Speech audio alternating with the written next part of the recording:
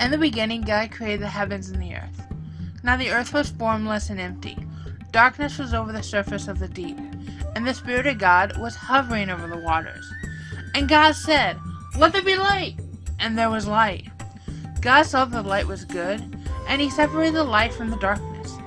God called the light day, and the darkness he called night. And there was evening, and there was morning, the first day. And God said, "Let there be a vault between the waters to separate the water from water." So God made the vault and separated the water under the vault from the water above it. And it was so. God called the vault sky, and there was evening and there was morning the second day. And God said, "Let the water in the sky be gathered to one place, and let the dry ground appear." And it was so. God called the dry ground land, and the gathered waters he called seas. And God saw that it was good. Then God said, "Let the land produce vegetation, seed-bearing plants and trees on the land that bear fruit with seed in it, according to their various kinds." And it was so. The land produced vegetation, plants bearing seed according to their kinds, and trees bearing fruit with seed in it according to their kinds. And God saw that it was good.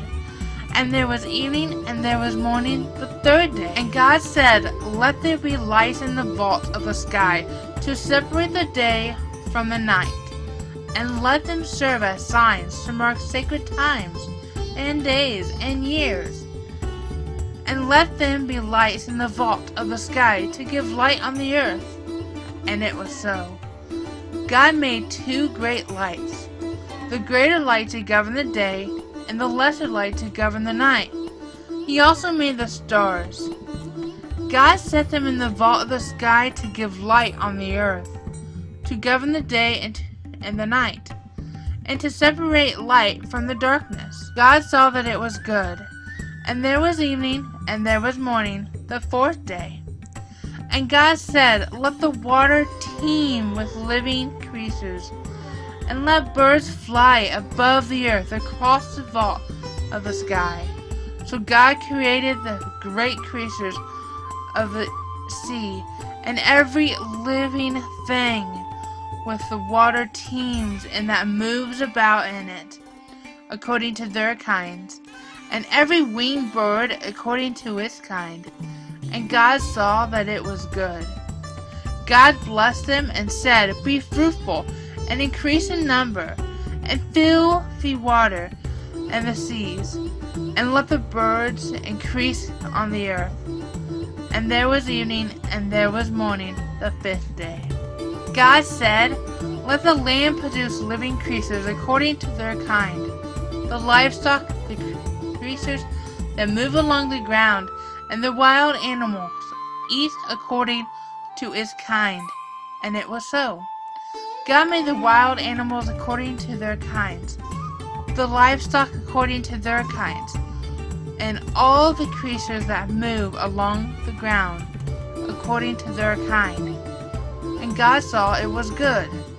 Then God said, "Let us make men in our own image, and our likeness, so that they may rule over the fish in the sea, and the birds in the air, over the livestock, and all the wild animals, and over all the creatures that move along the ground."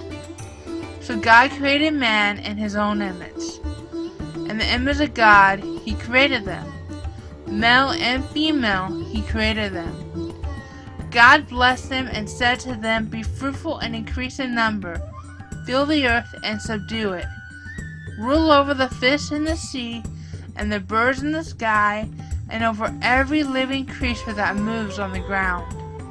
Then God said, "I will give you every seed-bearing plant on the face of the whole earth, and every tree that has fruit with seed in it.